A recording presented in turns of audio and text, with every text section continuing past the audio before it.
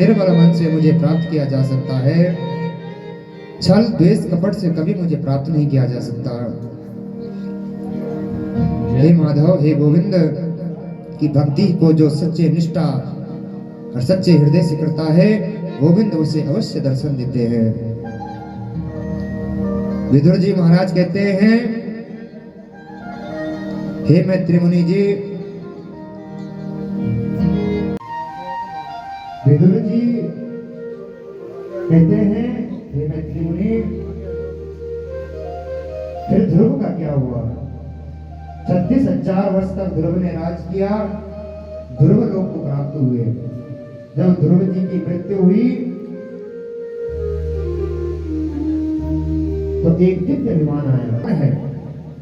कहां ये विमान जाएगा? पार्षदों ने कहा, इसमें आपकी मां सुनीति बैठी हुई है, और सुनीति बैठी है तो पुत्र, अगर आपको बन जाने के लिए कहा तो ये आपका माँ का सबसे बड़ा सद्भाग्य। हाँ महाराज जी, कब से कब तक अपना कथा का प्रोग्राम? राधे राधे जी। कथा का प्रोग्राम 9 तारीख से शुभारंभ हुआ इसका, और प्रातः 11 बजे इसकी कलश यात्रा हुई, जो है कि यथा स्थान घूमकर इस स्थान पे आई है। और इन लोगों का बड़ा सहयोग है, बड़ा भाग्य है इन लोगों का, जिन लोगों की ग्रह स्थिति पे इस प्रकार का भव्य भागवत कथा का आयोजन किया जा रहा है। कल परसों जो है कि महात्म्य की कथा हुई, जिसमें धुंधकारी जैसे महाखल पापी का उद्धार भी श्रीमद् भागवत कथा से होता है।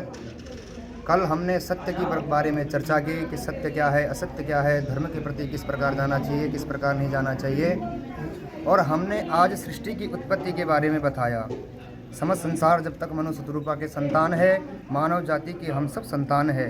हमको जब तक अपने मानव जीवन में पता नहीं चलेगा कि हम कहाँ से उत्पन्न हुए हैं, तब तक हमारे जीवन सार्थक नहीं है। इसलिए यह कथा 9 तारीख से और 15 तारीख तक चलेगी, और 16 तारीख को भंडारा प्रसाद जो है वितरण होगा। सायं टाइम है 1 बजे से 4 बजे तक। कहाँ से बता रहे हैं? मैं उत्तराखंड से हूँ प्रभु। उत्तराखंड। आपका नाम महाराज जी? हमारा नाम है पंकज पंत जी, और हम जो है आज तक कहाँ कथा कर चुके हैं? अभी तक तो महाराज ऐसा है कि फर्स्ट बार ये ऐसा अवसर मिला है करने का। ये पहला आपका मतलब कथा का आयोजन? अनुभव बहुत रह चुका है, मतलब घर के अंदर मतलब ऐसे कथा करते थे, लेकिन पंडाल में जो है कि आज पहली बार ऐसा अवसर मिला है। आप कहाँ से? उत्तराखंड से आए हैं? हाँ, उत्तराखंड से आए हैं हम, पौड़ी जनपद से आए हैं। कितने जन आपके साथ? हमारे जन हैं, हमारे साथ हैं कम से कम 10 जन।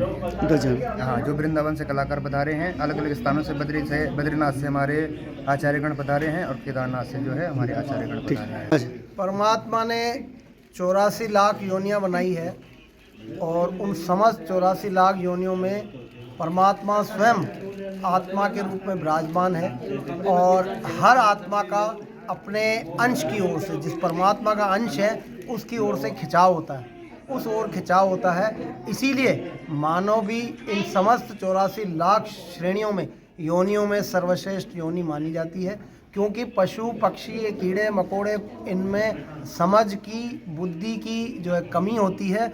मानव में ही यह परमात्मा ने शक्ति दी है, और उसको ये अवसर दिया है कि ये पंच तत्व का जो शरीर है, इसी में ही रह कर के परमात्मा की भक्ति की जाएगी तो उसको मोक्ष गति प्राप्त हो सकती है। और बहुत सारे लोग भ्रमित होते हैं कि मोक्ष गति जो है मृत्यु के पश्चात ही मिलती है। यह ऐसा नहीं होता है। पंडित जी ने आज जो ये भागवत कथा में समझाया, मोक्ष उसको कहते हैं जिसमें आसक्ति निकल जाए, किसी भी प्रकार की मानव के अंदर आसक्ति नहीं हो, लोभ नहीं हो, मोह काम क्रोध लोभ मोह अहंकार समाप्त होते ही जीते जी जो मुक्ति होती है उसको मोक्ष गति कहा जाता है।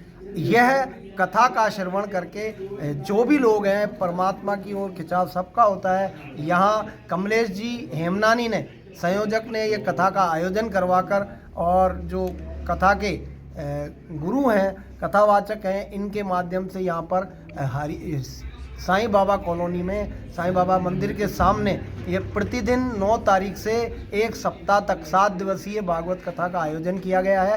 प्रतिदिन 1 बजे से सायंकाल 4 बजे तक कथा का आयोजन है। हम सबसे अनुरोध करते हैं कि अधिक से अधिक इस मानव जीवन का लाभ लें, क्योंकि पंडित जी ने आज भी कथा में ये बताया कि जो भौतिक वस्तुएं हैं ये भोग के लिए हैं, ये साथ जाने वाली नहीं है। इसीलिए हमें अपने मानव जीवन का, जो मानव जीवन को परमात्मा ने श्वास रूपी पूंजी दी है, जो दिन ब दिन घटती जा रही है, उसका सदुपयोग करना चाहिए। यही हम सब से अनुरोध करते हैं। आज कमलेश जी का धन्यवाद कि इन्होंने यहाँ के क्षेत्रवासियों को और अन्य को ये कथा श्रवण का अवसर प्रदान किया है। रमेश लालवानी, महासचिव श्री अजमेर व्यापारिक महासंघ।